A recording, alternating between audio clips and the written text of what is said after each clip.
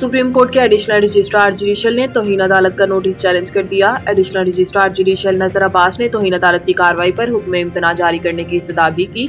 Supreme court ने additional registrar judicial नजर अब्बास की इंट्रा कोर्ट अपील पर 6 रुकनी बेंच तश्कील दे दिया। जस्टिस जमाल खान मंदोखेल की सरबराही में बेंच तश्कील दिया गया, जिसमें justice Mohammad Ali Mazhar, justice Athar Minallah, justice Hasan Azhar Rizvi, justice Shahid Waheed और जस्टिस मुसरत हलाली भी शामिल हैं। सुप्रीम कोर्ट ने नजर अब्बास की इंट्रा कोर्ट अपील 27 जनवरी को समाअत के लिए मुकर्रर कर दी। 6 रुकनी लार्जर बेंच 27 जनवरी दिन 1 बजे इंट्रा कोर्ट अपील पर समाअत करेगा। याद रहे कि चंद रोज कबल सुप्रीम कोर्ट ने एडिशनल रजिस्ट्रार जुडिशल नजर अब्बास को संगीन गलती का मुर्तकिब करार देते हुए ओहदे से हटा दिया था।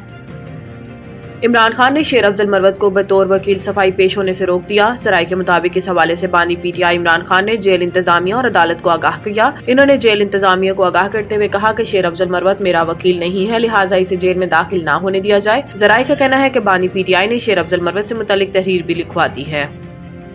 साबिक अमरीकी सदर ने आफिया सिद्दीकी की रहम की अपील मुस्तरद कर दी। वकील ने अदालत को आगाह कर दिया। डॉक्टर आफिया सिद्दीकी की अमरीकी जेल से रिहाई और वतन वापसी की दरखास्त पर समाअत इस्लामाबाद हाई कोर्ट के जस्टिस सरदार एजाज इसाक खान ने की, जिस दौरान डॉक्टर फौजिया सिद्दीकी और इनके अमरीकी वकील क्लाइव स्मिथ वीडियो लिंक के जरिए अदालत में पेश हुए, जबकि वकील दरखास्त गुजार उमर शफीक और एडिशनल अटॉर्नी जनरल भी अदालत में पेश हुए। दौरान समाअत अदालत को आगाह किया गया कि साबिक अमरीकी सदर जो बाइडेन ने डॉक्टर आफिया सिद्दीकी की रहम की अपील मुस्तरद कर दी। अमरीका ने पाकिस्तान के साथ कैदियों की रिहाई के मुआहिदे से इनकार कर दिया।